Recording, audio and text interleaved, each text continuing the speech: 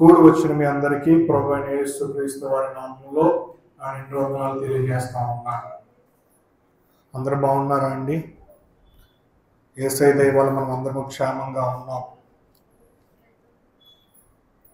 మీకు తెలుసు, పాస్టర్ గారు ఢిల్లీ ప్రాంతం వెళ్ళారు.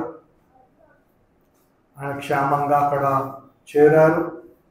కాబట్టి అక్కడ సేవా పరిచర్య అంతటిలో దేవుడు తన కృప ఉంచులాగున తిరిగి మన మధ్యకు క్షేమకరంగా దేవుడు తీసుకొచ్చేలాగున మనము అనుదినము మన యొక్క ప్రార్థనలో జ్ఞాపకం ఉంచుకుందాం. నేను చాలా బలహీనంగా ఉన్నాను, నాకు చాలా నీరసంగా ఉంది. పోయిన వారమే వెళ్ళి ఉద్యోగం చేసుకొని తిరిగి మళ్ళీ ఈ యొక్క వారం ఇక్కడికి వచ్చాను. చాలా అలసట, చాలా విపరీతమైన నీరసం ఉన్నది. దయచేసి నా కోసం కూడా మీరు ప్రార్థనలో జ్ఞాపకం ఉంచుకొని దేవుడు తన శక్తి ఇచ్చి నన్ను నిలబెట్టులాగిన ప్రార్థించండి. బైబిల్ గ్రంథము నుండి లూకా సువార్త 2వ అధ్యాయము 49వ వచనం మనం చదువుకుందాం. లూకా సువార్త 2వ అధ్యాయము 49వ వచనం, పేజీ నెంబర్ 52, కొత్త నిబంధన పాఠ్య భాగంలో 52.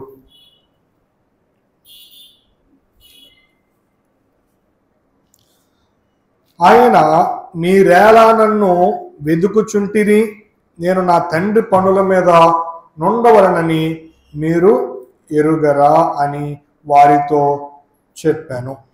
ఏమండి, ఇక్కడ ఎవరి గురించి వ్రాయించబడినది అంటే ప్రభువైన యేసుక్రీస్తు వారి కోసము వ్రాయించారు. యేసయ్య ఈ యొక్క వచనంలో మాట్లాడుతూ అంటూ ఉన్న మాట, నేను నా తండ్రి పనుల మీద ఉన్నానని మీరు ఎరుగరా అని ఎవరితో అంటూ ఉన్నారు అంటే తల్లి అయిన మరియతోనూ తండ్రి అయిన యోసేపుతోనూ అంటూ ఉన్నారు. యేసు ప్రభు వారికి 12 సంవత్సరాల వయసు ఉన్నప్పుడు యెరూషలేము దేవాలయంలోనికి తీసుకొని వచ్చారు తల్లిదండ్రులు. ఇశ్రాయేలీయులలో పుట్టిన బిడ్డలకు ఎప్పుడైనా 12 సంవత్సరాలు వచ్చిందంటే వారు దేవాలయానికి తీసుకువెళ్ళి వారు అక్కడ దేవుని యొక్క దేవాలయంలో నైవేద్యములు అర్పించాలి. అదే శుద్ధీకరణ ప్రకారము యేసయ్యకు 12 సంవత్సరాలు వచ్చినప్పుడు తల్లి అయిన మరియా, తండ్రి అయిన యోసేపు ఆయన తీసుకుని ఎక్కడికి వచ్చారంటే యెరూషలేము దేవాలయమునకు వచ్చారు. అక్కడ చేయవలసిన కార్యక్రమం అంతా చేసేసిన తర్వాత, అయిపోయిన తర్వాత తిరిగి వారి యొక్క ప్రాంతమునకు తిరిగి బయలుదేరారు. బయలుదేరుతున్న సమయంలో చాలా దూరం వెళ్ళిపోయారంట. చాలా దూరం వెళ్ళిపోతున్నప్పుడు యేసయ్య తల్లి అయిన మరి దగ్గర ఉంది అని యోసేపు అనుకుంటా ఉన్నాడు. మరి అనుకుంటా ఉంది తండ్రి అయిన యోసేపు దగ్గర యేసయ్య ఉన్నాడు కదా అని మరియా అనుకుంటా ఉన్నది. కొంత దూరం వచ్చేసిన తర్వాత చూస్తే అక్కడ ఎవరు లేరు. ఆ యొక్క చిన్ని బిడ్డ యేసయ్య అక్కడ వారితో లేరు. లేకపోవడంతో వీరు కంగారు పడ్డారంట. అదేంటి, ఇప్పటి వరకు మనతో వస్తున్నాడు అనుకుంటున్నాం కదా, నీతో ఉన్నాడు కదా, నీతో ఉన్నాడు కదా అని ఒకరితో ఒకరు అనుకుంటా ఉన్నారు. కానీ నిజానికైతే యేసయ్య అక్కడ లేరు. లేకపోవడంతో వీరు తిరిగి ఎక్కడి నుంచి అయితే బయలుదేరి వచ్చారో అక్కడికి మళ్ళీ తిరిగి వెళ్ళారంట. చాలా దూరం ప్రయాణం చేసేసారు. చాలా దూరం ప్రయాణం చేసిన తిరిగి యేసయ్యని కనుక్కుంటూ వెతుక్కుంటూ వెళ్తే ఆయన ఎక్కడ ఉన్నారంటే దేవాలయంలో, ఏమండి, పెద్దల మధ్యలో, శాస్త్రులు పరిచయుల మధ్యలో కూర్చొని వారు చెప్పేవన్నీ కూడా వింటూ ఉన్నారంట. వింటూ ఉంటూ ఈయనకి ఎక్కడైతే ఆలోచన వస్తూ ఉందో ఆ సమయంలో వారిని ప్రశ్నిస్తూ జవాబులు పొందుకుంటూ వారికి సమాధానాలు చెప్తూ వారి మధ్యలో కూర్చొని ఉన్నారంట. అంటే నిజానికి తల్లి అయిన మరియా, తండ్రి అయిన యోసేపు అనుకుంటా ఉన్నారు మనతో బయలుదేరారు కదా, కానీ చాలా దూరం అయినప్పటికీ ఈయన మనతో లేడేంటి అనుకున్నారు. కానీ యేసయ్య నిజానికి వారితో బయలుదేరలేదు, అక్కడ దేవాలయంలోనే ఉండిపోయారు.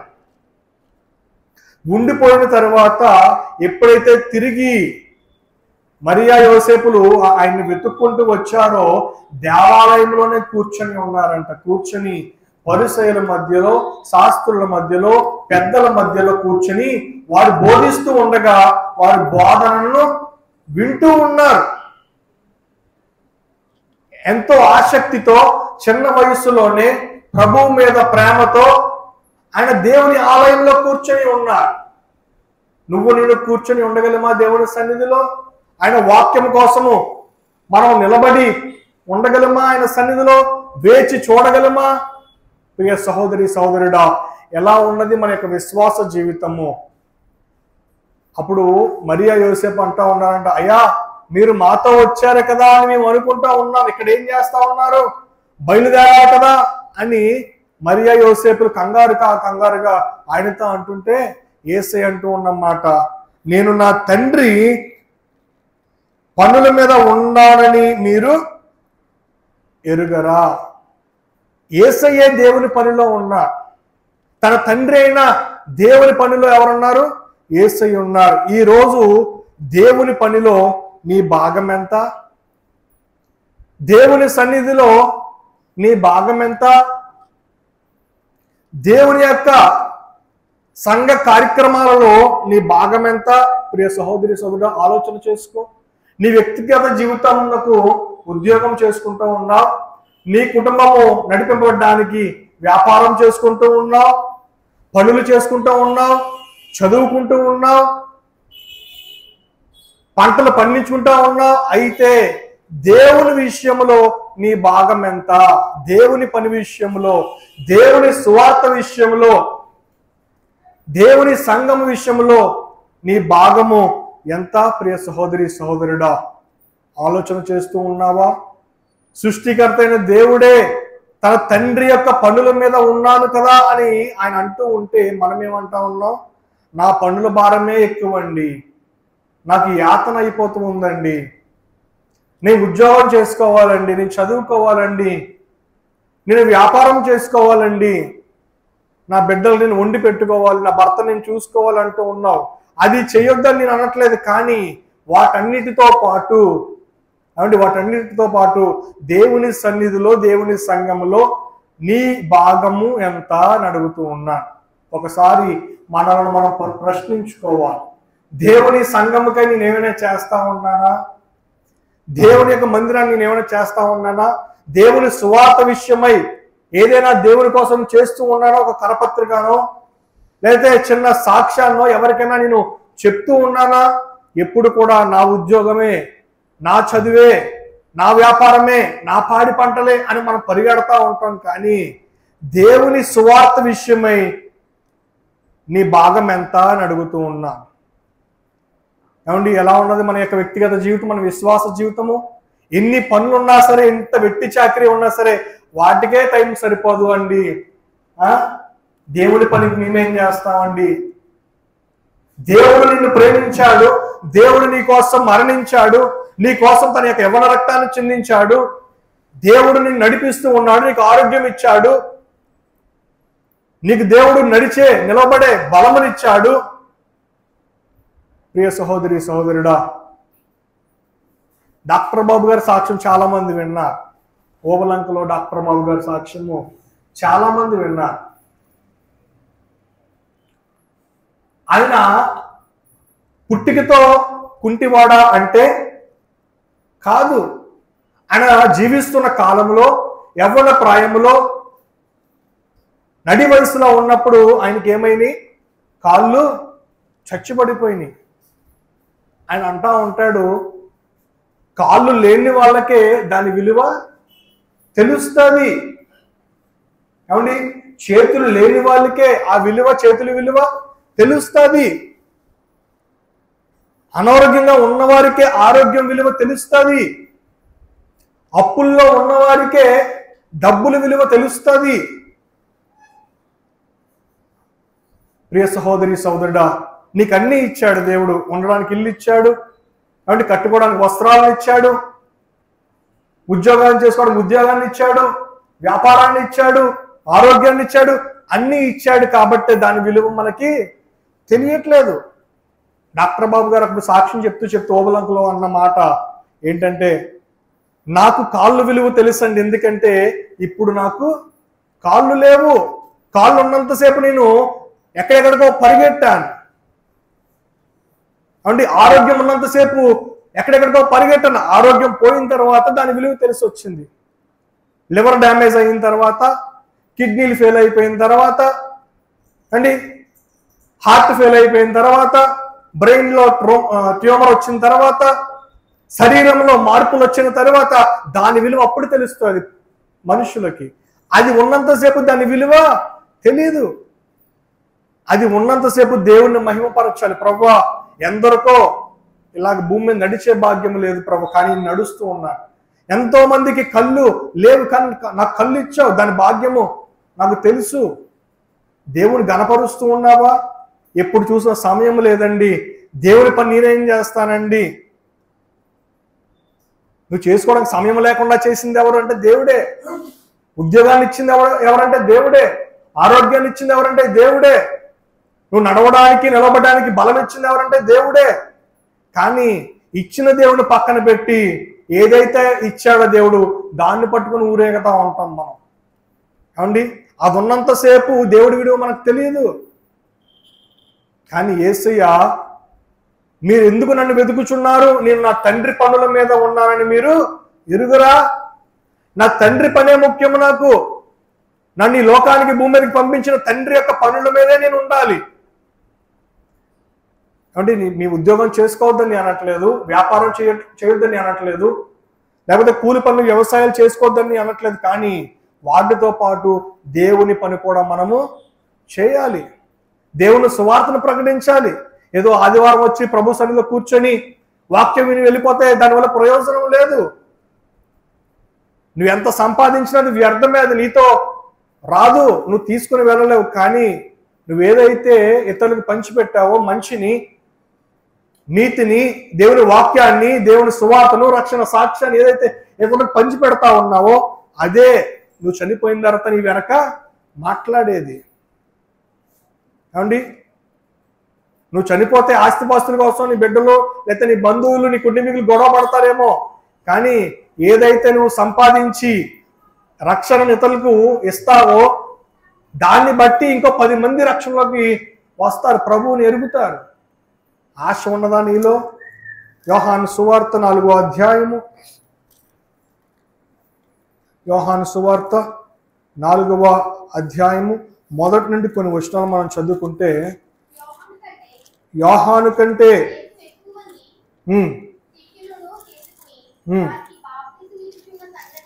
వారికి బాప్తీసం ఇచ్చుచున్న సంగతి పరిసయ్యులు వినిరని ప్రభువుకు తెలిసినప్పుడు ఆయన యూదయ దేశమును విడిచి గలిలయ దేశమునకు తిరిగి వెళ్ళెను.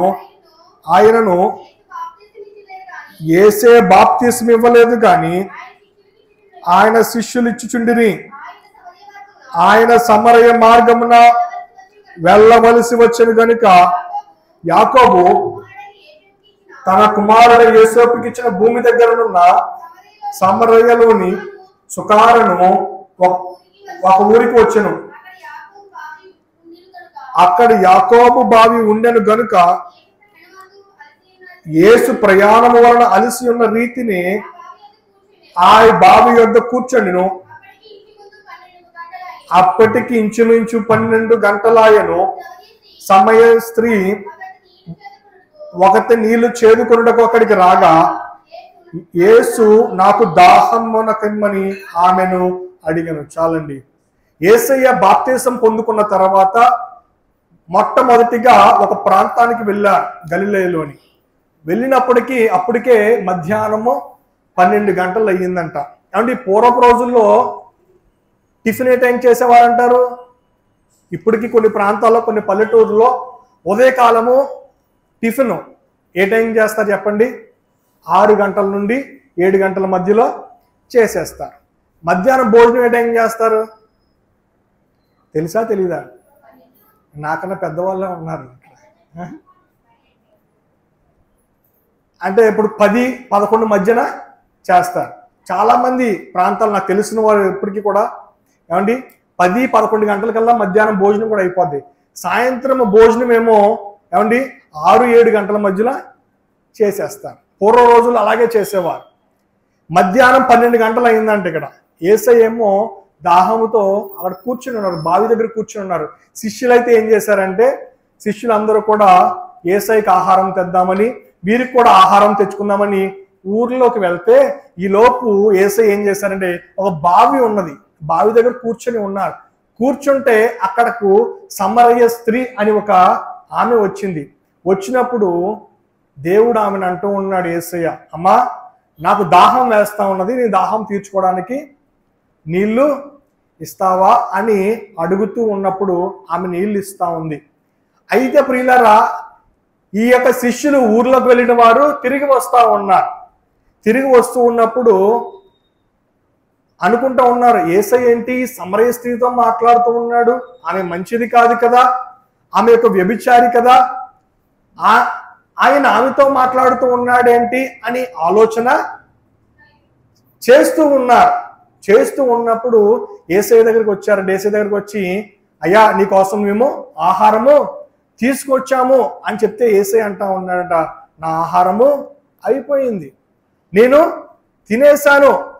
అంటే దేవుని సువార్త విషయమై ఆయన సువార్త ప్రకటించినప్పుడు ఆకలి దప్పులు కూడా ఆయన కలిగి ఉండలేదని దీని అర్థము. దేవుని పని విషయంలో ఉన్నప్పుడు ఆకలి దప్పుకలు ఉండవు. ప్రియ సహోదరి సహోదరుడా, దేవుడు ఒకానొక సమయంలో సాతానుతో అంటా ఉంటాడు, మనిషి కేవలము రొట్టె వలన మాత్రమే బ్రతకడు కానీ దేవుని నోట నుండి వచ్చి ప్రతి మాట వలన కూడా బ్రతుకుతాడు. మనిషికి ఏమీ లేకపోయినా బ్రతకొచ్చు, కానీ దేవుని మాట లేకపోతే మనిషి బ్రతకలేడు. ప్రియ సహోదరి సహోదరుడు, ఎందుకంటే ఆయన మాట ఆదరించే మాట, ఆయన మాట మనలకు ఆయుష్ని పెంచే మాట, ఆయన మాట మనకు బలమునిచ్చే మాట, ఆయన మాట మనకు ఆరోగ్యము ఐశ్వర్యమును ఇచ్చే మాట. కాబట్టి లోకములో ఎంత సంపాదించినా, వెండి బంగారాలు సంపాదించి అది తినలేము, కానీ దేవుని మాట కనుక మనము వింటే తప్పకుండా దేవుడు మనల్ని ఆశీర్వదిస్తాడు. ఏమండి, దేవుని పనుల మీద ఉన్నప్పుడంట యేసయ్య ఏం చేశారు, ఆహారం కూడా మర్చిపోయారు. దేవుని పని చేసే విషయంలో నువ్వు ఉంటూ ఉన్నావా? ఎలా ఉంటుందని ఈ యొక్క ఆలోచన జీవితము? అదే 4వ అధ్యాయంలో 34వ వచనం తీయండి. యేసు వారిని చూచి, నన్ను పంపిన వాని చిత్తము నెరవేర్చుటయు ఆయన పని ముట్టించుటయు నాకు ఆహారమై ఉన్నది. దేవునికి స్తోత్రము, హల్లెలూయా. దేవుడు శిష్యులతో అంటూ ఉన్న మాట అంటే తెలుసా, నన్ను పంపిన వాని చిత్తము నెరవేర్చడమే, ఆయన పని నేను ముట్టించుటయే నాకు ఆహారమై ఉన్నది. ఈరోజు నిన్ను పని చేస్తా ఉన్నావంటే ఏమండి, గుప్పెడు మెతుకులు తినాలనే, అంతేనా కాదా? కానీ దేవుడు నీ కడుపు నిండా ఆహారం ఇచ్చినా సరే, కడుపు నిండా తినడానికి భోజన పదార్థాలు ఇచ్చినా సరే, ఏదో సాధించాలి, ఏదో కూడబెట్టాలి, ఏదో దాచిపెట్టాలని మనిషి ఎంత తాపత్రయం పడుతున్నాడండి ఈ రోజుల్లో. ఆరోగ్యం చూడకుండా, ఏమండి, అసలు నిద్రాహారాలు మానేసి ఏదో కూడబెట్టాలి, ఏదో సంపాదించాలి. ఒక వ్యక్తి ఉద్యోగం చేస్తా ఉన్నాడంట, ఏదో సంపాదించేవాలి, ఏదో కూడబెట్టాలి, ఏదో పేరు తెచ్చేసుకోవాలని ఉద్యోగం చేస్తా ఉన్నాడంట. ఏమండి, రోజుకి మనిషి చేయవలసిన పని గంటలు ఎంత తెలుసా? 8 నుంచి 10 గంటలు అంతే. ఏమండి, ఎన్ని గంటలు చేయాలి? 8 గంటల నుండి 10 గంటలు మాత్రమే పని చేయాలి. కానీ ఈ ఉద్యోగస్తుడంట సుమారు 20 గంటలు పనిచేసేవాడంట, కేవలం 4 గంటలు మాత్రం పడుకునేవాడు. ఏమండి, తినడానికి, ఏమండి, ఫ్రెష్ అవ్వడానికి కేవలం 4 గంటలే, మిగతా 20 గంటల్లో పని చేసేవాడంట. మళ్ళీ డబ్బు జీతం అంటే మంచి జీతగాడే, ఏమండి, ఎన్నో లక్షలు సంపాదించేవాడు నెలకు వచ్చేసరికి. సరిగ్గా పడుకోక, సరిగ్గా ఆహారం తినక, కేవలం పని చేయడం వలన మాత్రమే, 20 గంటలు పని చేయడం వలన మాత్రమే హాస్పిటల్ పాలైపోయి చనిపోయాడు. ఆయన చనిపోతూ అన్న మాట ఏంటో తెలుసా? నేను నా ఆరోగ్యానికి నేను సమయాన్ని ఇవ్వలేదు, నేను ఆహారానికి సమయం ఇవ్వలేదు, కేవలం పని పని పని. నాకు కొంచెం అన్నం తింటే సరిపోయే ఈ పొట్టకి నీ ఎంతో కూడబెట్టాలి, ఎంతో సంపాదించాలంటే నడి వయసులోనే చనిపోయాడు. ఏమండి, బైబిల్ ప్రకారము ఏమండి మనిషి బ్రతకవలసిన సంవత్సరాలు ఎన్నో తెలుసా? ఎంత తెలుసా? మెతూషల బ్రతికిన సంవత్సరాలు ఎంతంటే 967 సంవత్సరాలు. ఏమండి, ఒక మనిషి ఎంతకాలం బ్రతకాలి? 967 సంవత్సరాలు బ్రతకాలి. కానీ దావీదు కాలం వచ్చేసరికి ఏమండి 70 సంవత్సరాలు, అధిక బలం ఉన్నాయరా 80 సంవత్సరాలు. అంటే మనిషి యొక్క పరిపూర్ణమైన కాలం భూమి మీద 80 సంవత్సరాలు అని లెక్క వేసుకుంటే ఆ యవనస్తుడు సుమారు 25-30 సంవత్సరాల మధ్యలోనే చనిపోయాడు. అంటే సగ వయసు కూడా లేదు. నీ యొక్క గుప్పెడు పొట్ట కోసము ఏమండి మనం ఎంత తాపత్రయపడతామో, ఏదో కూడబెట్టేవాలి, ఏదో సంపాదించాలి, బిల్డింగ్ పైన బిల్డింగ్ వేసేయాలి, స్టేరింగ్ మీద స్టేరింగ్ వేసేయాలి. ప్రియ సహోదరి సహోదరుడా, నన్ను పంపు వాని యొక్క చిత్తము నెరవేర్చడానికి నేను వచ్చాను. ఆయన పని నేను తుదముట్టించాలి. సగం మందికి ఏదైనా పని చెప్పామనుకోండి మధ్యలోనే మానేస్తారు, పూర్తి చేయరు ఆ పనిని. ఏదైనా సంఘములో బాధ్యత అప్పచెప్పితే అది పూర్తి చేయాలి విశ్వాసిగా. ఏమండి, విశ్వాసిగా మన బాధ్యత ఏంటంటే మనం అది పూర్తి చేయాలి, సగంలో మానేయకూడదు. దేవుడు అదే అంటూ ఉన్నాడు 34వ వచనంలో, నన్ను పంపిన వాని చిత్తము నెరవేర్చుటయు ఆయన పని తుదముట్టించుటయు నాకు ఆహారమై ఉన్నది. ఆయన పని నెరవేర్చడమే నాకు ఆహారము. ఆయనే ఇస్తాడు నాకు ఆహారము, ఆయనే ఇస్తాడు నాకు పానీయము అని ఒక నిశ్చయత నీలో నాలో ఉండాలి. నువ్వు పని చేసుకోవద్దని అనట్లేదు, కానీ మనం అన్ని పనులు చేసుకుంటూనే దేవుని యొక్క పని తుదముట్టించాలి. ఏమండి, నాకెంతో బలహీనత, ఏమండి నాకెంతో అనారోగ్యము, నాకెంతో ఏమండి కష్టము. సుమారు నేను హైదరాబాద్ నుంచి ఇక్కడ రావాలంటే ఏమండి వచ్చి వెళ్ళాలి అంటే కనీసము నాకు 3,000 నుండి 4,000 రూపాయలు అవుతాయి. కానీ డబ్బు కోసం చూడట్లేదు, కానీ ప్రభు పనిని నేను చేయాలి, ప్రభు పని నేను చేయాలి. ఎంతో దూరం, సుమారు అప్ అండ్ డౌన్ 1000 కిలోమీటర్లు. పోయిన వారం ఎక్కడ ఉన్నాను, ఈ వారం ఎక్కడ, వచ్చే వారం కూడా ఎక్కడే ఉండాలి.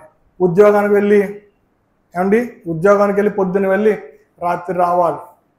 మొన్న అయితే ఉదయం ఎప్పుడో 10ంటికి వెళ్ళి రాత్రి 12 అయిపోయింది ఆఫీస్ నుంచి వచ్చేసరికి.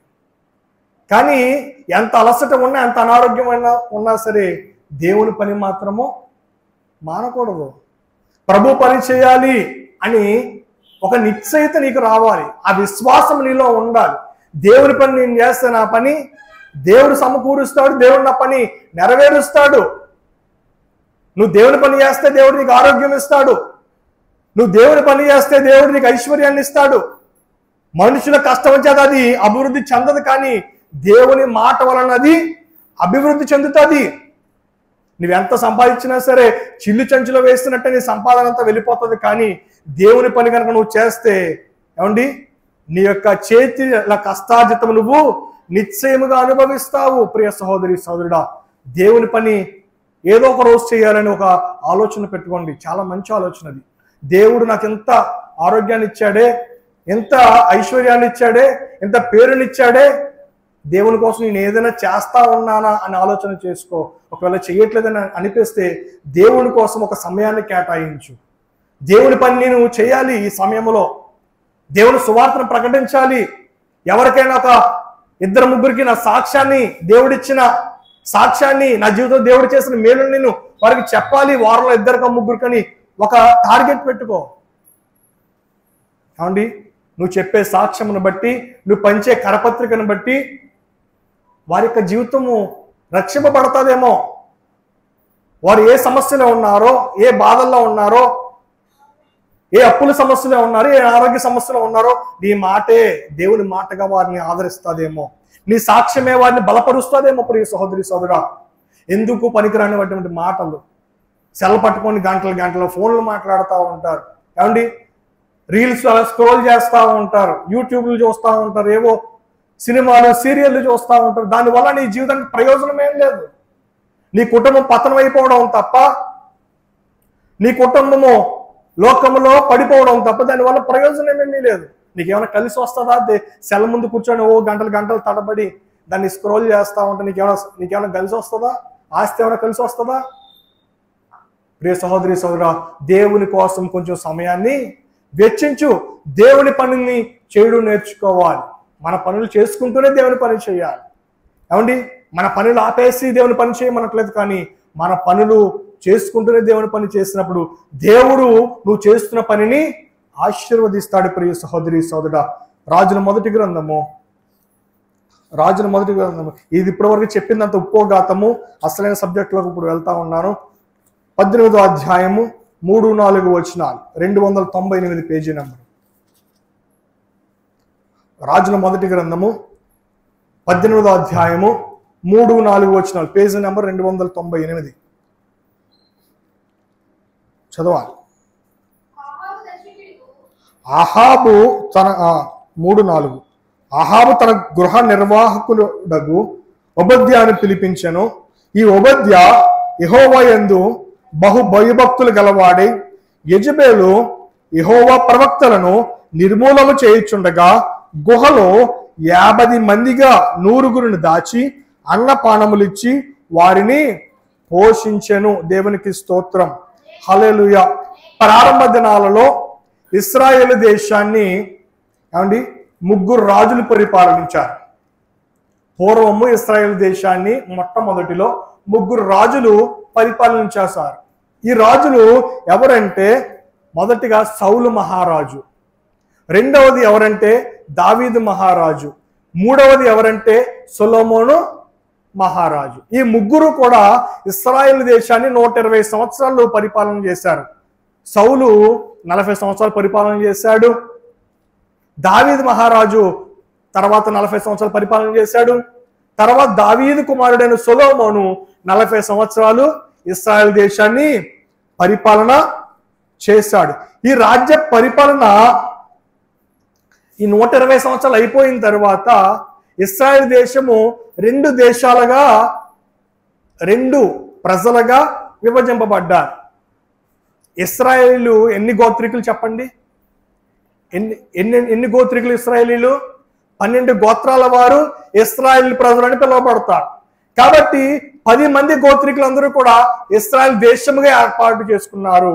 మిగతా 2 గోత్రాల వారు యోధా దేశముగా ఏర్పాటు చేసుకున్నారు. అయితే ఈ యొక్క ఇశ్రాయేల్ దేశాన్ని 19 మంది రాజులు పరిపాలన చేశారు. తర్వాత ఈ యొక్క దేశం 2గా విభజింపబడిన తర్వాత యోధా దేశముగా ఇశ్రాయేల్ దేశము విభజింపబడిన తర్వాత ఇశ్రాయేల్ దేశాన్ని 19 మంది రాజులు పరిపాలన చేశారు.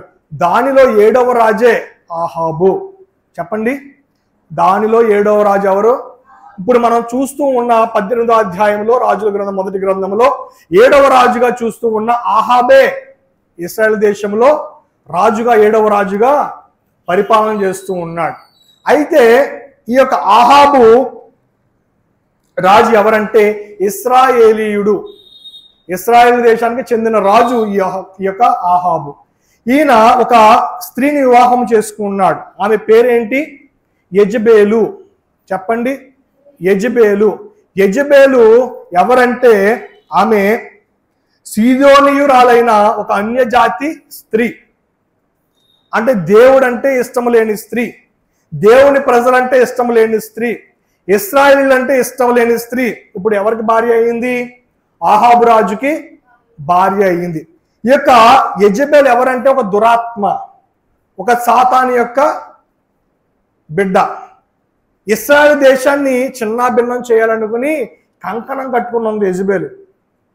ఆహాబుకి వివాహం అయిన తర్వాత యెజబెల్ భార్యగా వచ్చిన తరువాత ఇశ్రాయేల్ ప్రజలు ఎలా అయినా సరే నేను సర్వనాశనం చేయాలి అని కంకణం కట్టుకుందంట.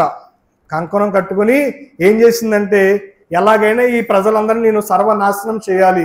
ఈ ప్రజలు ఎంత భయభక్తులతో, ఎంత దేవుని మీద ఎంత ప్రేమతో ఎలా బ్రతుకుతూ ఉన్నారు, ఇంతగా ఎలాగ ఆశీర్వదింపబడుతూ ఉన్నారు అని ఆలోచన చేస్తే ఏమైందంటే ప్రియులారా, ఏమైందంటే ఈమె తెలిసింది ఏంటంటే యెజబెలుకి ఈ దేశంలో కొంతమంది ప్రవక్తలు ఉన్నారు, దేవుని సేవకులు ఉన్నారు, వీరు ప్రజలను దేవుని మాటతో నడిపిస్తూ ఉన్నారు, దేవుని ప్రేమను వీరికి చూపిస్తూ ఉన్నారు, కాబట్టి ఆ దేవుని ప్రేమ నుండి వీరు మరలిపోరు అని తెలుసుకుంది ఈ యెజబెలు మహారాణి. ఈ యెజబెలు ఎవరు? ఒక దురాత్మ, ఒక సాతాను బిడ్డ. దేవుని ప్రజలంటే ఇష్టం లేనిది, ఇశ్రాయేలు ప్రజలని అందరినీ కూడా సర్వనాశనం చేయడానికి కంకణం కట్టుకున్న స్త్రీ యెజబెలు. అయితే తెలుసుకున్న తర్వాత ప్రవక్తలను చంపేయాలి నేను అని కంకణం కట్టు. ముందు ప్రజలను సర్వనాశనం చేయాలంటే ఈ దేశంలో ప్రవక్త అనేవాడు ఎవరు కూడా భూమి మీద లేకుండా చనిపోవాలి అని చెప్పి మొదటగా ఏం చేసింది తెలుసా? అహాబు వివాహం చేసుకున్నాడు. ప్రతి రాజ్యంలో రాజు ఎంత చెప్తే అంత దేశానికి, అంతేనా? రాజు చెప్పినట్టుగానే దేశం అంతా కూడా ఉండాలి. అయితే వివాహం అయిన తర్వాత ఏమండి ఈ యొక్క యెజబెలు తన భర్త అయిన అహాబుని ఏం చేసిందో తెలుసా? ఏమండి ఎందుకు పనికిరానటువంటి వాడిగా, బలహీనుడిగా చేసేసి ఒక మూలను కూర్చోబెట్టేసిందంట. సింహాసనం మీద ఈమె కూర్చొని ఈమె వేస్తున్న శాసనాలే ప్రజలు పాటించాలి అన్నట్లుగా, ఏమండి భర్తనేమో పక్కన ఎందుకు పనికిరానటువంటి వాడిగా చేసేసి ఇంకా ఈమె శాసనించడం మొదలు పెట్టేసి ఆజ్ఞ జారీ చేసింది, సైనికులను పిలిచింది, ఏమండి అందరినీ పిలిచి అంటా ఉంది, ఈ యొక్క ఇశ్రాయేలు దేశంలో ప్రవక్తలు అనబడే వారు ఎవరు కూడా బ్రతికి ఉండకూడదు. ఇక్కడ ఈ యొక్క 18వ అధ్యాయంలో ఇంకో వ్యక్తిని మనం చూస్తూ ఉన్నాం. ఎవరు చెప్పండి? ఇంకో వ్యక్తి పేరు ఓబేద్యా. ఏమండి ఈ ఓబేద్యా ఎవరంటే ద్వార పరిపాలకుడు, అంటే గుమ్మముల ముందు నుంచొని ఉండే వ్యక్తి. ఆ వ్యక్తి ఈ యొక్క యెజబెలు తన సైనికులతో లోపల చెప్తున్న మాటలన్నీ ఎవరు విన్నారంటే ఓబేద్యా విన్నాడు. ద్వార పరిపాలకుడు, ద్వారము దగ్గర నిలబడే ఒక పనివాడు ఆయన ఈ ఓబేద్యా విన్నాడు. ఈ ఓబేద్యా ఎవరు అంటే దేవుని భయము భక్తి కలిగిన వాడు. ఎవరు చెప్పండి? దేవుని భయభక్తులలో ఉన్నవాడు. దేవుని భయభక్తుల్లో ఉన్నవారు దేవునికి భయపడతారు. ప్రియ సహోదరి సహోదరు, దేవుని భయభక్తులు లేని వారు ఇష్టానుసారంగా జీవిస్తారు. ఎప్పుడైతే యెజబెలు ఆ యొక్క సైన్యానికి, సైన్యాధిపతులకు లేకపోతే అక్కడ ఉన్న ప్రజలకు చెప్తూ ఉన్నదో ఈ ఓబేద్యా విన్నాడంట. విని ఏం చేశాడంటే, అయ్యో దేవుని ప్రవక్తలను చంపడానికి ఈమె కంకణం కట్టుకున్నది కాబట్టి నేను ఏదైనా చేయాలి అని చెప్పి ఎవరికీ తెలియకుండా ఏం చేశాడో తెలుసా? ఎవరికీ తెలియకుండా ఏం చేశాడంటే ఆ దేశంలో 100 మంది ప్రవక్తలను తీసుకున్నాడంట. 100 మంది ప్రవక్తలను సమకూర్చి 50 మందిని ఒక గుంపుగా, ఇంకో 50 మందిని ఇంకో గుంపుగా సమకూర్చి 2 గుహలలో వేరువేరుగా వారిని పెట్టాడంట. ప్రియ సహోదరి సోదరుడా, ఒక గుహలో ఏమో 50 మంది ప్రవక్తలు ఉంచాడు, మరి ఒక 50 మందిని ఎక్కడ ఉంచాడు? ఎక్కడ చెప్పండి? ఇంకో గుహలో ఉంచాడు. అంటే సాతాను యొక్క టార్గెట్ ఎవరి మీద ఉంటుంది చెప్పండి? దేవుని పిల్లల మీదే ఉంటుంది. విచ్చలవిడిగా జీవించేవారు, దేవుని భయం లేకుండా తిరిగేవారు, లేకపోతే తన ఇష్టానుసారమైన జీవితాలు జీవించే వారి మీద సాతాను ఏమైనా కన్ను వేస్తాడంటారా? వెయ్యుడు. ఎందుకంటే వారందరూ కూడా సాతాను కబంధ హస్తాల కిందే ఉన్నారు. సాతాను పనుల్లోనే ఉన్నారు. త్రాగేవారు త్రాగుతూ ఉన్నారు, విచ్చలవిడిగా తిరిగేవారు తిరుగుతూ ఉన్నారు. ఏమండి జోదమాడేవారు జోదమాడు, వ్యభిచారం చేసేవారు వ్యభిచారం చేస్తా ఉన్నారు, దొంగతనాలు చేసేవారు దొంగతనాలు చేస్తా ఉన్నారు. ఏమండి ఏది ఇష్టానుసారంగా చేసేవారు అందరూ సాతాను బిడ్డలై ఉన్నారు. కానీ దేవుని పిల్లలు మాత్రమే దేవునికి భయభక్తులు కనిపరిచేవారు. కాబట్టి సాతాను యొక్క ఆలోచనలో, సాతాను యొక్క అలవాటులో వీరు ఉండరు. కాబట్టి సాతాను యొక్క టార్గెట్ ఎవరు? ఇప్పుడు దేవుని పిల్లలే. నీకు సమస్య రావట్లేదు అంటే నువ్వు దేవుని బిడ్డవు కాదు. నీకు సమస్య వస్తే నువ్వు దేవుని బిడ్డవు. ఎందుకంటే సాతానుడు దేవుని పిల్లల్ని టార్గెట్ చేస్తూ ఉంటాడు. ఏమండి దేవుని పిల్లల్ని టార్గెట్ చేస్తూ ఉంటాడు. ఈ రోజుల్లో ఎంతో మంది ప్రవక్తలు చనిపోతున్నారు, ఎంతో మంది సేవకులు చనిపోతున్నారు. దానికి గల కారణం ఏంటంటే దేవుడు వారిని తీసుకెళ్ళిపోతూ ఉన్నాడు. నీకు నాకు విశ్వాసం ఎంతవరకు ఉన్నదా? ఎంతవరకు మనం సమాజం నిలబడతామా? దేవుని కొరకు ఎంతవరకు మనము నిలబడతామా? పిరికివారిగా ఉంటామా? అవిశ్వాసులుగా ఉంటామా? లేదా ధైర్యముగా దేవుని కొరకు సాతాను యొక్క స్థావరాలను కోల్చే స్థితిలో నువ్వు నేను నిలబడి ఉంటామా అని దేవుడు చూస్తూ ఉన్నాడు. చాలా మంది ప్రవక్తలను లేదా చాలా మంది సేవకులు దేవుడు తీసుకుంటా గల కారణం ఏంటంటే నీలో నాలో ఉన్న విశ్వాసాన్ని దేవుడు చూడాలనుకుంటా ఉన్నాడు. ఒకవేళ పిరికి వారిగా అవిశ్వాసులుగా ఉంటే నువ్వు సాతాను బిడ్డవే. నీకులో పిరికితనం ఉందా? అవిశ్వాసం ఉన్నదా? భయం ఉన్నదా? సాతాను అంటే భయపడిపోతా ఉన్నావా?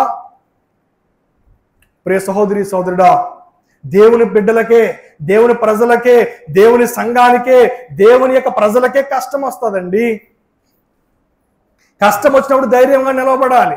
ఎప్పుడైతే ఈ ప్రవక్తలను 100 మందిని పోగేసి 50 మందిని ఒక గుహలో ఉంచాడు, ఇంకో 50 మందిని వేరే గుహలో ఉంచాడు. ఓబేద్యా ఎవరికి తెలియకుండా, యెజెబెలుకి తెలియకుండా, అహాబుకు తెలియకుండా, ఎవరికి తెలియకుండా వారిని దాచిపెట్టాడంట. దాచిపెట్టడం మాత్రమే కాదు కానీ కింద వచనంలో మనం చూస్తే ప్రియులారా, ఏమండి 4వ వచనం చూడండి. యెజెబెలు యెహోవా ప్రవక్తలను నిర్మూలము చేయుచుండగా గుహలో 50 మందిగాను 100 దాచి అన్నపానములు ఇచ్చి, చాలండి, ఏమిచ్చి పోషించాడంటండి? అన్నపానములు ఇచ్చి పోషించాడు. ఈ ఉద్యోగం నేను చేసుకుంటా ఉన్నాడు, దానితో పాటు సేవకులను పోషిస్తూ ఉన్నాడండి. కష్టకాలంలో, నష్టకాలంలో ఏమండి 100 మంది సేవకులను దగ్గర పెట్టుకొని ఒక గుహలో దాచిపెట్టి వారికి అన్నం పెడతా ఉన్నాడంట, వారికి దాహం తీర్చుకోవడానికి నీళ్ళు ఇస్తా ఉన్నాడంట. అంత మాత్రమే కాదు కానీ వారిని దాచిపెట్టి పోషిస్తా ఉన్నాడంట. దేవుని బిడ్డలు మనము దాచిపెట్టి పోషిస్తూ ఉన్నామా? నీ కలిగిన దానిలోనే. ఓబేద్యా ఒక ద్వార పరిపాలకుడు అంటే ఒక సెక్యూరిటీ గార్డ్ అనుకోండి. ఒక సెక్యూరిటీ యొక్క గార్డ్ యొక్క జీతం ఎంత ఉంటుంది? చాలా తక్కువ అండి. కనీసం రోజు కూలి పని చేసే కొనేవాడి కన్నా తక్కువ ఉంటుంది. ఈ రోజుల్లో నాకు తెలిసి సెక్యూరిటీ గార్డ్ యొక్క జీతం మహా అయితే 10,000 ఉంటుంది. మహా అయితే ఎంత ఉంటుంది? 10,000. 10,000 అంటే 30 రోజులకి 10,000, నెలకి కదా 10,000. కూలి పని చేసుకునేవాడు రోజుకి 800 నుంచి 1,000 రూపాయలు తెచ్చుకున్నాడు. 1,000 రూపాయలు అనుకోండి రోజుకి. 30 రోజులకి ఎంత తెచ్చుకుంటున్నాడు? 30,000 తెచ్చుకుంటున్నాడు. ఈ ద్వార పరిపాలకుడు సెక్యూరిటీ గార్డ్ ఎంతవరకు తెచ్చుకుంటాడు? 10,000. అంటే ద్వార పరిపాలకుడికి ఉన్న జీతము కన్నా కూలి పని చేసుకునేవాడి జీతం ఎక్కువ. అయినప్పటికీ ఈయన ఉద్యోగం చేస్తూనే, పని చేసుకుంటూనే 100 మంది దేవుని సేవకులను ఏం చేస్తా ఉన్నాడు? పోషిస్తా ఉన్నాడు. అంటే రోజు పోషిస్తానంటే రోజు కాదు కానీ వారి కష్టం వచ్చినప్పుడు, నష్టం వచ్చినప్పుడు, బాధ వస్తూ ఉన్నప్పుడు, కలిమిలో ఉన్నప్పుడు, లేమిలో ఉన్నప్పుడు వారిని పోషించే ఆలోచన నువ్వు నేను కలిగి ఉండాలి. ప్రియ సహోదరి సోదరా, ఈ స్త్రీ ఏం చేసింది? యెజెబెలు పురుషుణ్ణి బలహీనను చేసేసింది. చాలా మంది స్త్రీల కుటుంబంలో ఉంటారు, నా భర్త నేను చెప్పిన మాట వినాలి. ఇంటిలో అధికారం పురుషుడికే ఇచ్చాడు దేవుడు, కానీ స్త్రీకి ఇచ్చాడు, స్త్రీకి ఇవ్వలేదు. స్త్రీ భర్తకు లోబడి ఉండాలి. ఏమండి? భర్త స్త్రీని ప్రేమించాలి. ఏమండి? కానీ ఈ రోజులు ఏమైపోయారు? స్త్రీలే పెత్తనం అయిపోయింది కుటుంబాల్లో. నేను చెప్పినట్టే వినాలి నా కుటుంబం, నేను చెప్పినట్టే వినాలి నా భర్త, నాదే అధికారం. అలా ఇవ్వలేదండి దేవుడు అధికారము. ఏమండి? పురుషుడు ప్రార్థన చేయాలి. ఏమండి? పురుషుడు ఏమండి కుటుంబానికి శిరస్సు. సంఘానికి దేవుడు ఎలా అయితే శిరస్సుగా ఉన్నాడో కుటుంబానికి భర్త శిరస్సుగా ఉన్నాడు. అధికారం అంతా భర్త చేతిలో ఉంది. భారీగా నువ్వు ఏం చేయాలి? లోబడి ఉండాలి. పిల్లలను పోషించాలి, పిల్లలను సంరక్షించాలి, పిల్లలను అడుగుజాడల్లో నడపాలి, ప్రార్థనా జీవితం వారికి నేర్పించాలి. చేస్తూ ఉన్నావా? లేదా నీ భర్త మీద అధికారం చలాయించాలి? యెజెబెలు ఆలోచనలు అవన్నీ. ఎవరి ఆలోచనలు? యెజెబెలు ఒక దురాత్మ. ఏమండి? ఒక చెడిపోయిన స్త్రీని బైబిల్లో ఎవరితో పోలుస్తారు తెలుసా? యెజెబెలుతో పోలుస్తారు. ఏమండి? యెజెబెలు బోధ, యెజెబెలు ప్రవర్తన, యెజెబెలు వంటి స్త్రీ ఆలోచనలు.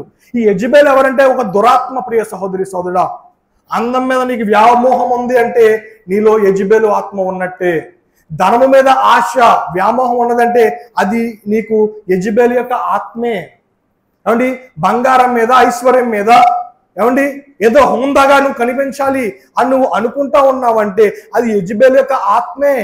ఇచ్చిన దాంట్లో నేను సరిపెట్టుకొని ఉండాలి, ఇచ్చిన దాంట్లో దేవుడు నాకు ఇచ్చిన దాంట్లో నేను సమకూర్చి పెట్టుకోవాలి, నా కుటుంబాన్ని నేను నడిపించుకోవాలి అని అనుకుంటే మంచి ఆలోచన ప్రియ సహోదరి సోదరుడా. ఏమండి యెజబెల్ వచ్చింది, ఏమండి ఇశ్రాయేలు దేశంలో ఉన్న ప్రవక్తలందరినీ చంపేద్దామని కంకణం కట్టుకుంది. ఏమండి ఎస్తేరు మహారాణి రాణి అయిన తర్వాత ఏమండి హామాన్ అనుకున్నాడంట యోధులను ఎవరిని కూడా ఈ యొక్క దేశంలో ఉండకుండా నాశనం చేయాలి అని కంకణం కట్టుకుంటే ఎస్తేరు ఏం చేసింది, ఆ హామానునే ఉరికమ్మం ఎక్కించేసింది. యోధ తన ప్రజలకు ఏ హాని కలగనివ్వలేదు. ప్రియ సహోదరి సోదరుడా, నువ్వేం చేస్తా ఉన్నావు? ఏమండి ఓబేద్యా వంటి ప్రవక్తలు లేదా ఓబేద్యా వంటి మనస్తత్వం గలవారు మనుషులు మన సంఘములో ఉండాలి, సంఘములో ఉండాలి. ఏమండి ఓబేద్యా తన పని తాను చేసుకుంటూనే దేవుని ప్రవక్తలను పోషించాడండి, పోషించాడు. దేవుడు ప్రవక్తలు చనిపోతారని ఏనాడో దేవుడు రాశాడు. జకర్యా 13:7 చూస్తే, ఏమండి జకర్యా 13:7 చూస్తే ప్రవక్తలను చంపుతారంట, దేవుని సేవకులు నిందిస్తారంట, అవమానపరుస్తారంట, హేళన చేస్తారంట, గేలు చేస్తారంట. ఇవన్నీ బైబిల్లో ఏనాడో ప్రవచనాత్మకంగా వ్రాయబడిని. ఏమండి యేసయ్యే తన యొక్క శరీరధారిగా ఈ భూలోకంలో ఉన్నప్పుడు మత్తయి సువార్త 26వ అధ్యాయంలో 31వ వచనంలో ఉండదు చూడండి. మత్తయి సువార్త 26:31 అప్పుడు యేసు వారిని చూసి, ఈ రాత్రి మీరందరూ నా విషయమై అభ్యంతర పడుదురు, ఎలయనగా గొర్రెల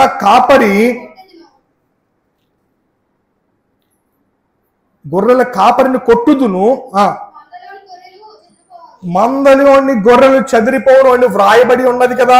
ఈనాడో దేవుడు చెప్పేశాడు గొర్రెల కాపరిని. గొర్రెల కాపరి అంటే సంఘ కాపరిని, దేవుని యొక్క సేవకులను, దేవుని యొక్క ప్రవక్తలను కొడతారంట, హేళన చేస్తారంట, సంఘము చెదిరిపోవాలని చూస్తా ఉంటారంట. ఇవన్నీ దేవుడు చెప్పిన మాటలే. గొర్రెల కాపరి కొట్టుదును, మందలోని గొర్రెలు చెదిరిపోవును అని వ్రాయబడి ఉన్నది కదా. దేవుని ప్రజలైన వారికి శ్రమలు వస్తాయి, కష్టాలు వస్తాయి, బాధలు వస్తాయి. దాన్ని తట్టుకొని నిలబడే ధైర్యం కూడా దేవుడే ఇస్తాడు. ధైర్యాన్ని కోల్పోతూ ఉన్నావా? విశ్వాసాన్ని కోల్పోతూ ఉన్నావా? నీ నోటి మాటలు ఎలా ఉంటూ ఉన్నాయి? ఆలోచన విధానం ఎలా ఉంటూ ఉన్నది? ప్రియ సహోదరి సహోదరుడా, ఓబేద్యా వంటి మనుషులు మనకు కావాలి, ఓబేద్యా వంటి ఆలోచన విధానం మనకు కావాలి. అవునండి యెజబెల్ చేసిందంటే 2 విషయాలు చేసింది. ఆమె రాణిగా వచ్చిన తర్వాత, ఆహాబుకి భార్యగా వచ్చిన తర్వాత 2 పనులు చేసింది. మొదటిది ఏంటో తెలుసా? రాజన ఆహాబుని బలహీనుని చేసేసింది. ఏం చేసింది? బలహీనుని చేసేసింది. రెండోది ఏం చేసింది తెలుసా?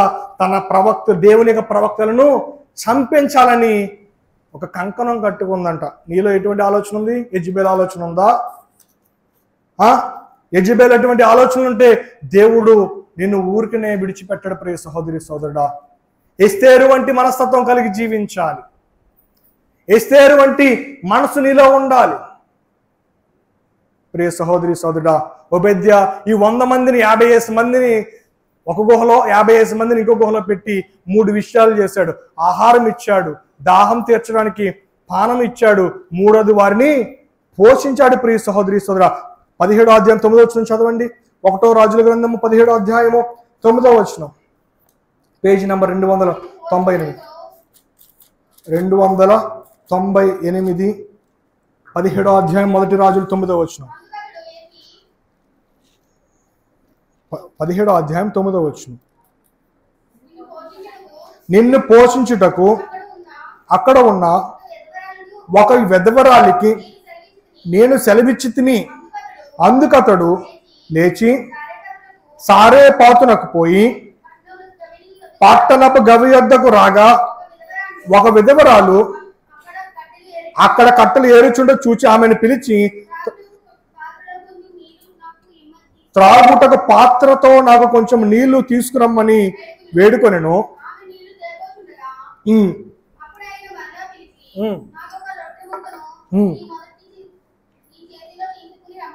చాలండి. ఏమండి, సేవకుడు సారేపాతు అని ఊరికి వెళ్ళాడంట. అప్పటికే కరువు కాలం సారేపాతులో, భయంకరమైన కరువు కాలంలో ఒక సేవకుడు ప్రవక్త సారేపాతు అనే ఊర్లోకి వెళ్తే ఒక ఆమె కనిపించిందంట, కట్టెలు మోసుకుంటా వస్తూ కనిపించిందంట. ఆమె వెధవరాలు. ఎవరు చెప్పండి?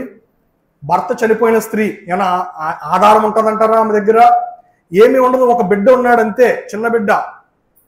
వెధవరాలుగా ఉంటూ ఉంది, కట్టెలు మోస్తూ ఉంది.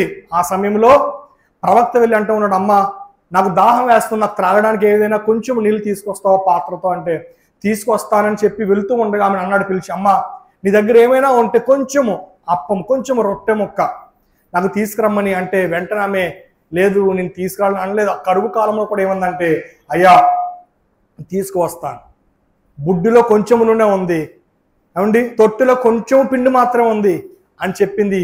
ఉన్న దాంట్లోనే దేవుని సేవకుడు కొంచెం పెట్టింది.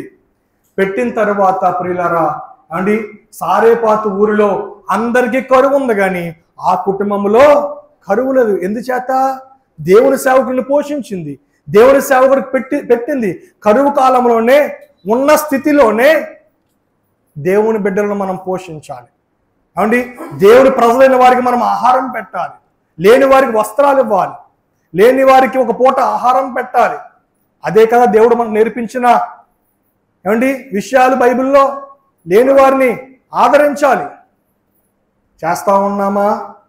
ఏమండి, ఎప్పుడైతే ఈ స్త్రీ విధవరాలు సేవకుడికి ఇచ్చిందో, పెట్టిందో, కరువు కాలంలో కూడా దేవుడు పోషించాడు. నిన్ను నన్ను పోషిస్తాడు. దేవుని బిడ్డలను మనం ఆదరించాలి, వారికి పెట్టాలి. ఏమండి, ఒక పూట ఆహారం లేని వారికి ఆహారం పెట్టాలి. ఏమండి, అడుక్కునేవారంటే రోడ్డు ప్రక్కల, వారికి ఆహారం లేదు, వారి కుటుంబం లేదు, వారిని ఆదరించాలి, వారికి పెట్టాలి. అటువంటి మనసు ఉందా నీకు నాకు? పెట్టే ఆలోచన మనకు ఉండాలి. ప్రియ సహోదరి సోదరులు, ఓబేద్య అక్కడ 3 విషయాలు చేశాడు, 3 పనులు చేశాడు. మొదటి విషయం ఏంటంటే, ఏమండి తన పని తాను చేసుకుంటూనే దేవుని పని చేశాడు. తన పని ఏంటి? ఓబేద్య ఏం చేస్తా ఉండేవాడని చెప్పాను? ద్వారా పరిపాలకుడు. ఆయన పనిని మానుకోలేదు. పని మానుకోకుండా దేవుని యొక్క ప్రవక్తలను పోషించాడు. నువ్వు కూడా నీ పని మానుకోవాల్సిన అవసరం లేదు, నీ ఉద్యోగం మానుకోవాల్సిన అవసరం లేదు, నీ వ్యాపారాన్ని మానుకోవాల్సిన అవసరం లేదు, నీ రాబడిని మానుకోవాల్సిన అవసరం లేదు, నీ పాడి పంటలను పోషించుకోవడం, నడిపించుకోవడం మానుకోవాల్సిన అవసరం లేదు. కానీ దేవుని పని కూడా నువ్వు చేయాలి. నేను బిజీ సార్ అంటారు చాలామంది. నేను బిజీ సార్ అని తప్పించుకుంటా ఉంటారు. మీకు ఒక విషయం చెప్పనా? నువ్వు కట్టుకున్న బట్ట ఎవరిచ్చింది? దేవుడిచ్చింది. నువ్వు తింటున్న ఆహారం ఎవరిచ్చింది? దేవుడిచ్చింది. నువ్వు చేస్తున్న ఉద్యోగం ఎవరిచ్చింది? దేవుడిచ్చింది. ఏమండి, నువ్వు నడుస్తున్న ఈ యొక్క ఆరోగ్యము, శరీరం ఎవరిచ్చింది? దేవుడిచ్చింది. నీకు వ్యాపారం కానీ, పొలం కానీ అన్నీ దేవుడిచ్చాడు. అయినప్పటికీ కూడా మనం దేవుని పని అంటే నిర్లక్ష్యం చేస్తూ ఉన్నాం. ఈ రోజు నుండి అయినా సరే ఒక తీర్మానం తీసుకుంటూ, ఒక తీర్మానం వారంలో ఏదో ఒక కొంచెం సమయము కేటాయించి ప్రభు పని నేను చేయాలి, ప్రభు పనిలో నేను పాలిభాగస్తుడు అవ్వాలి, సంఘాన్ని నేను ఏదైనా చేయాలి, సువార్త విషయమే నేను ఏదైనా చేయాలి, గ్రామంలో నేను ఏదైనా చేయాలి, నా కుటుంబీకుల్లో నేను ఏదైనా చేయాలి, నా స్నేహితులతో ఏదైనా చేయాలి. దేవుని కొరకు కొంచెం పని చేయాలి. దేవుని కోసం కొంచెం సమయం వెచ్చించి దేవుని పని చేసే ఆలోచన నీకు కలిగి ఉన్నావా? ఏమండి, రెండోది ఏం చేశాడు చెప్పండి? రెండవది చెప్పాలంటే ఓబేద్య ఏం చేశాడంటే, ఈ 100 మందిని దాచి పెట్టి పోషిస్తున్నట్టు ఎవరికైనా చెప్పాడా? దేవుడి పని నువ్వు చేస్తా ఉన్నప్పుడు చాలా సీక్రెట్గా చేయాలి. ఏమండి, దేవుడి పని నువ్వు చేస్తా ఉన్నప్పుడు ఏం చేయాలి? నువ్వు చాలా సీక్రెట్గా చేయాలి. నువ్వు చేసే పని 10 మందికి తెలియాలి అని దేవుడికి చేయకూడదు. ఇంతకుముందు ఒకసారి చెప్పాను, దేవుడి సంఘానికి ఏమైనా చేస్తే వారి పేర్లు అక్కడ ఉండాలి. ఫ్యాన్ వేస్తే ఫ్యాన్ మీద ఉండాలి, కుర్చీ వేస్తే కుర్చీ మీద ఉండాలి, అండ్ సౌండ్ సిస్టమ్ అయితే సౌండ్ సిస్టంలో ఉండాలి. అవండి ప్రియ సహోదరి సోదరా, నువ్వు ఏ పని చేసినా సరే చాలా సీక్రెట్గా చేయాలి. రెండో మనిషికి తెలియకూడదు. నువ్వు చేసే ధర్మ కార్యాలు కుడి చేతితో చేస్తే ఎడం చేతికి తెలియకూడదు, ఎడం చేతితో చేస్తే కుడి చేతికి తెలియకూడదు. ప్రియ సహోదరి సోదరా, మత్తయి సువార్త 6వ అధ్యాయము 3-4 వచనాలు చదవండి. మత్తయి సువార్త 6వ అధ్యాయము 3-4 వచనాలు. Page number 7. నీవైతే ధర్మము చేయనప్పుడు నీ ధర్మము రహస్యం అంటే ఏంటి? సీక్రెట్. నువ్వు చేసే ధర్మ కార్యాలు ఎలా ఉండాలి? సీక్రెట్గా చేయాలి. ఎవరైనా పోషిస్తున్నావా? సీక్రెట్గా పోషించు. ఎవరికైనా పెడుతూ ఉన్నావా? సీక్రెట్గా పెట్టు. నువ్వు పెట్టుకొని 10 మందికి చెప్పకూడదు. ఏమండి? నువ్వు ఎవరికైనా దానం చేస్తూ 10 మందికి కనిపించేలా చేయకూడదు. నువ్వు ఏదైనా మంచి కార్యక్రమాలు చేస్తూ 10 మందికి తెలిసేలా చేయకూడదు. ప్రియ సహోదరి సహోదరుడా, నేను ఇచ్చింది 10 మందికి తెలియాలి. సంఘంలో నేనంటే గొప్ప అని నువ్వు చూపించుకోవాలంటే తను తాను హెచ్చించుకునేవాడు తగ్గించబడును, తను తాను తగ్గించుకునేవాడు హెచ్చింపబడని బైబిల్ చెప్తూ ఉన్నది. ఏమండి? నీకు మంచి సీక్రెట్ చెప్తాను.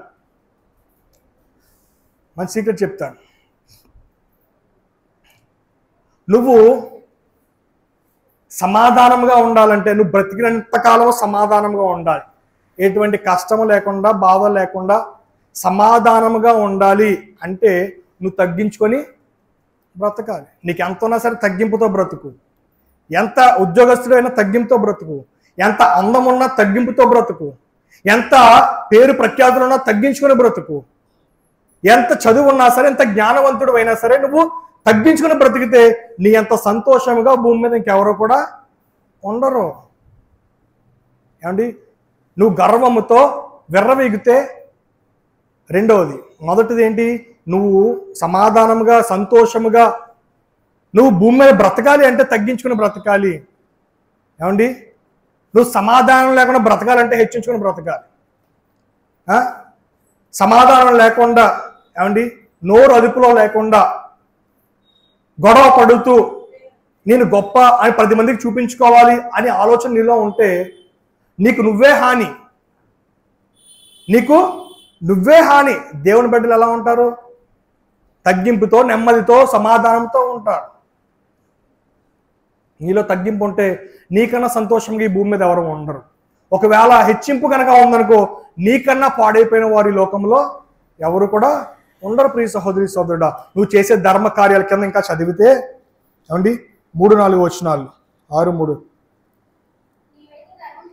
నీవైతే ధర్మము చేయనప్పుడు నీ ధర్మం రహస్యముగా నుండి నిమిత్తము నీ కుడి చెయ్యి చేయనది నీ ఎడమ చేతికి తెలియకుండా వలెను. అట్లయితే రహస్యమందు చూచి నీ తండ్రి నీకు ప్రతిఫలం ఇచ్చును. 10 మందికి తెలిసి చేయాలని నువ్వు అనుకుంటే నీకు ప్రతిఫలము ఉండదు. నేను ఈ నెల నేను భోజనాలు పెట్టాను కదా, కాబట్టి నేను 10,000 ఖర్చు పెట్టాను 10 మందికి చెప్పుకుంటే దేవుడు 20,000 ఇస్తాడేమో అనుకుంటావేమో. కాదు.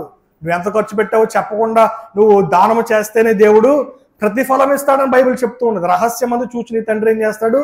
నువ్వెవరికి తెలియకుండా చేసిన ధర్మ కార్యములు నీకు ప్రతిఫలం ఇస్తానంటూ ఉన్నాడు. నువ్వు ఎలా చేస్తా ఉన్నావు ధర్మ కార్యాలు? ప్రభు సన్నిధికి చేసి 10 మందికి చెప్పుకుంటా ఉన్నావా? ఏమండి? ఎలా ఉన్నది నీ యొక్క ఆలోచన విధానం మారాలి. క్రైస్తవులది. ఏమండి?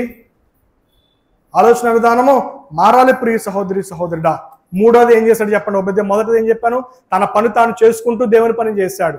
రెండవది, తను చేసే పని ఎవరికి తెలియదు, సీక్రెట్గా చేశాడు, సీక్రెట్గా పోషించాడు. ఏమండి? యెజబెల్కి తెలిస్తే ప్రాబ్లం అవుతుంది, లేకపోతే అహాబుకి తెలిస్తే ప్రాబ్లం అవుతుంది. అయినప్పటికీ కూడా ఎవరికి తెలియకుండా వారిని సీక్రెట్గా దాచిపెట్టాడు. మూడవది ఏంటో తెలుసా? తెగించాడు అంటే యెజబెల్కి తెలిస్తే ఏమవుతుందో, చంపేస్తుంది అని తెలిసినా సరే తెగించి చేశాడు దేవుని పని. ఏమండి? భయపడలేదు, ధైర్యంగా చేశాడు. ఓబేద్యా దేవుని సాగు పోషించే విషయంలో ధైర్యంగా చేశాడండి. మంచి కార్యాలు, ధర్మకార్యాలు చేసే విషయంలో త్యాగం చేసి తెగించి చేయాలి. ఏమండి? తెగించే గుణం ఉందా క్రైస్తవులకి? క్రైస్తవుణ్ణి అని చెప్పుకోవడానికి తెగింపు కావాలి. ఏమండి? చాలా మంది పిరికి వారు ఉంటారు. నేను క్రైస్తవుడు అంటే క్రైస్తవుని కాదు. ఒక చిన్న బిడ్డ వెళ్ళి పేతురుతో అన్నదంట, నువ్వు దేవుడితో తిరిగావు కదా, నువ్వు దేవుడితో నడిచావు కదా, ఆయన యొక్క శిష్యుల్లో ఒకడివి కదా నువ్వు అని ఒక చిన్న బిడ్డ అడిగితే పేతురుని, లేదమ్మా ఆయన ఎవరో నాకు తెలియదు అని 3 సార్లు బొంకాడు. నువ్వు కూడా బొంకుతున్నావేమో. ఎవరన్నా నువ్వు క్రైస్తవుడువా, క్రైస్తవురాలువా అంటే లేదండి నేను క్రైస్తవుని కాదు, అప్పుడప్పుడు వెళ్తాను ఏదో, దేవుని సన్నిధికి అప్పుడప్పుడు వెళ్తాను ఏదో, లేదండి అస్సలు వెళ్ళనండి. తెగింపు కావాలి క్రైస్తవులకు. ఏమండి, ఆ తెగింపు ఉన్నది కాబట్టి చాలామంది ప్రభు కొరకు హతసాక్షులు అయిపోయారు. ఎంతోమంది హతసాక్షులు అవడానికి గల కారణం ఏంటంటే తెగింపు. నా ప్రభు కోసం నేను బ్రతకాలి, బ్రతికితే ప్రభు కొరకు బ్రతకాలి, చనిపోతే ప్రభు కొరకు నేను చనిపోవాలి అని తెగింపు కావాలి. ధైర్యంగా ఉండాలి ప్రభు కోసం, ఒక తెగింపు. ప్రభు అంటే భయం ఉండాలి, దేవుని సంఘం అంటే భయం ఉండాలి, బాధ్యత ఉండాలి. ఒబేద్య ఎవరంటే భయభక్తులు గలవాడని బైబిల్లో చూసా. ఏమండి, నీలో ఎలా ఉన్నది ఆలోచన? చాలా మంది భయపడిపోతారు, దేవుని సంఘానికి రావడానికి భయపడిపోతూ ఉంటారు, దేవుని యొక్క కార్యాలు చేయడానికి భయపడతా ఉంటారు, దేవుని యొక్క పనులు చేయడానికి, దేవుని యొక్క సంఘంలో కార్యక్రమాల్లో పాలుపరచడానికి భయపడిపోతూ ఉంటారు. కాదు, తెగింపు కావాలి. తన పని తాను చేసుకుంటూ ప్రభు పని చేశాడు ఒబేద్య. అవునండి, సీక్రెట్గా పోషించాడు. మూడవది తెగించాడు. ఒకవేళ ఎవరికి తెలిసినా సరే నేను చనిపోయినా పర్వాలేదు, కానీ దేవుని పనిని మాత్రం నేను విడిచిపెట్టను అని అనుకున్నాడు. తర్వాత ఏం జరిగిందో తెలుసా? తర్వాత ఏలియా వచ్చాడు, ప్రవక్తల దగ్గరికి వెళ్ళాడు. వీరందరూ కూడా ప్రార్థన చేశారు. చాలా మంది ప్రవక్తలు చనిపోయారు, అయినప్పటికీ బ్రతికి ఉన్న ఈ 100 మంది ఏలియా కూడా ఒబేద్యతో కలిసి ప్రార్థన చేశారు. తిరిగి ఏమైంది? ఆ యొక్క ఇశ్రాయేలు దేశంలో ప్రవక్తలు మరలా దేవునికి బలిపీఠాలు కట్టడం ప్రారంభించాడు, దేవునికి దహన బలి అర్పించడం ప్రారంభించారు. అయితే యెజబెల్ ఏం చేసిందంటే భర్తను కోల్పోయింది. ఏమండి, యెజబెల్ తన యొక్క స్థితిని కోల్పోయింది, దురాత్మ అయిపోయిందండి యెజబెలు.